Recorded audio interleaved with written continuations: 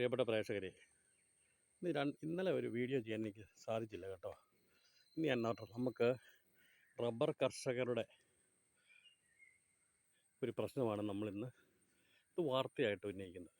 വേറൊന്നുമല്ല, നമുക്കറിയാം കഴിഞ്ഞ കാലങ്ങളിൽ നിന്ന് വ്യത്യസ്തമായിട്ടെന്ന് പറഞ്ഞൊരു കഴിഞ്ഞ 10 വർഷത്തിനിടയ്ക്ക് നമുക്ക് റബ്ബർ വിലയിൽ ഇത്രയും ഒരു മാറ്റം ഉണ്ടായിട്ടില്ല.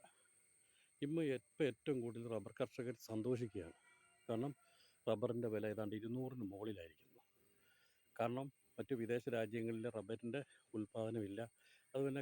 അതുപോലെ തന്നെ ഗുണമേന്മ ഏറ്റവും നല്ലത് കേരളത്തിലെ റബ്ബർ മേഖലയിലുള്ള റബ്ബറിനാണ്.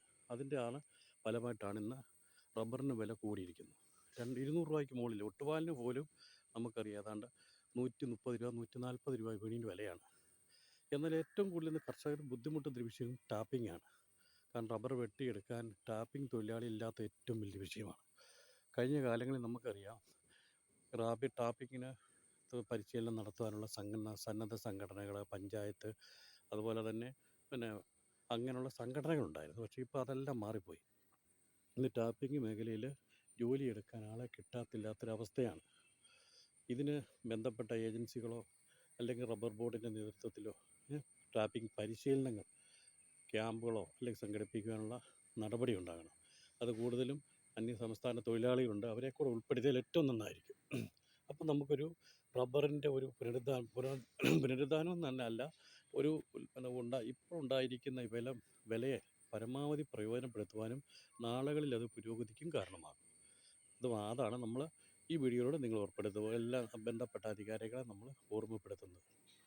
അതായത് ഇന്നിപ്പോൾ 200 രൂപയ്ക്ക് മുകളിലുള്ള റബ്ബറിൻ്റെ വില, അതുപോലെ തന്നെ ഇത് നിലനിർത്തിയാൽ തീർച്ചയായിട്ടും ആയിരക്കണക്കിന് കർഷകർക്ക്, ചെറുകിട കർഷകർ ഉൾപ്പെടെയുള്ളവർക്ക് വലിയ പ്രയോജനമാകും ഉണ്ടാകുന്നത്. അതുപോലെ തന്നെ എല്ലാ മേഖലകളും അത് വളർച്ചയിലേക്കുള്ള കുതിപ്പ് കൂടിയാകും എന്നാണ് ഉടനടി വാർത്ത കണക്കൂട്ടുന്നത്. അപ്പം റബ്ബറിൻ്റെ ഏറ്റവും വലിയൊരു വിഷയം എന്ന് പറഞ്ഞാൽ ടാപ്പിംഗ് തൊഴിലാളിയെ കിട്ടാനില്ലാത്തതാണ്. അതിന് അടിയന്തരമായിട്ടൊരു പരിഹാരം കാണുമ്പോൾ ബന്ധപ്പെട്ട ജനപ്രതിനിധികളും പഞ്ചായത്തും അതുപോലെ തന്നെ റബ്ബർ ബോർഡും തയ്യാറായാൽ ആയിരക്കണക്കിന് കർഷകർക്ക് ഏറ്റവും വലിയ പ്രയോജനമായിരിക്കും എന്നാണ് ഇതിലൂടെ നമ്മൾ അറിയിക്കുന്നത്. ഓക്കെ, അടുത്തൊരു വീഡിയോ കാണുന്നത് വരെ നന്ദി, നമസ്കാരം. ഓക്കെ, ഉടനടി വാർത്തയ്ക്ക് വേണ്ടി ഹുസൈന റാവുത്തർ, പത്തനംതിട്ട, ചുങ്കപ്പാറ. നിങ്ങൾ എൻ്റെ യൂട്യൂബ് സബ്സ്ക്രൈബ് ചെയ്യണം, ഷെയർ ചെയ്യണം. Okay, thank you. അടുത്തൊരു വീഡിയോ കാണുന്നത് വരെ. ഓക്കെ.